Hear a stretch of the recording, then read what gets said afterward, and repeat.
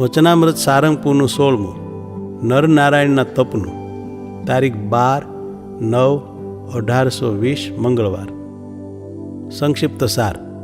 આ વચનામૃતમાં પોતાના ભક્તજનના ધર્મ જ્ઞાનાદિ ગુણને વૃદ્ધિ પમાડ્યાને અર્થે શ્રી નરનારાયણ ભગવાન તપ કરે છે એ વાત કરી છે. સ્વામિનારાયણ હરે સ્વામિનારાયણ હરે.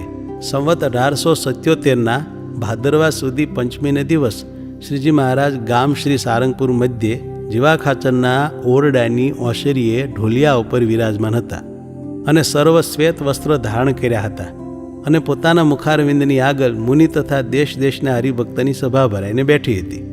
પછી પરમાનંદ સ્વામીએ પ્રશ્ન પૂછ્યો છે. શ્રીમદ ભાગવતમાં કહ્યું છે જે શ્રી નરનારાયણ ઋષિ જે તે બદ્રિકા આશ્રમમાં રહ્યા થકા આ ભરતખંડના સર્વે મનુષ્યના કલ્યાણને અર્થે અને સુખને અર્થે તપને કરે છે, ત્યારે સર્વે મનુષ્ય કલ્યાણના માર્ગને વિશે કેમ નથી પ્રવર્તતા? પછી શ્રીજી મહારાજ બોલ્યા છે, એનો ઉત્તર તો તે શ્રીમદ ભાગવતના 5મ સ્કંદને વિશે જ છે.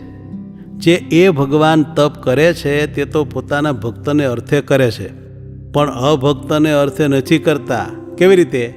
તો આ ભરતખંડને વિશે અતિશય દુર્લભ એવો જે મનુષ્ય દેહ તેને જાણીને જે જન ભગવાનના શરણને પામે છે અને ભગવાનની ભક્તિ કરે છે તે જનના અનુગ્રહને અર્થે તપસ્વીના જેવો છે વેશ જેનો, એવા જે શ્રી નરનારાયણ ભગવાન તે જે તે કૃપાએ કરીને મોટું તપ કરે છે અને પોતાને વિશે નિરંતર અધિકપણે વર્તતા એવા જે ધર્મ, જ્ઞાન, વૈરાગ્ય, ઉપશમ, ઐશ્વર્ય એ આદિ ગુણ તેણે યુક્ત એવું જે તપ તેને કરતા થકા તે ભગવાન જે તે આ જગતનો રાત્રિ પ્રલય થાય ત્યાં સુધી બદ્રિકા આશ્રમને વિશે રહ્યા છે અને ભરતખંડને વિશે રહ્યા જે તે પોતાના ભક્તજન તેમના જે ધર્મ જ્ઞાનાદિ ગુણ તે જે તે અતિશય અલ્પ હોય તો પણ તે ભગવાનના ગુણે યુક્ત તપને પ્રતાપે કરીને થોડા કાળમાં જ અતિશય વૃદ્ધિને પામે છે અને તે પછી તે ભક્તજનના હૃદયને વિશે ભગવાનની ઈચ્છાએ કરીને જણાતું જે અક્ષર બ્રહ્મમય એવું તેજ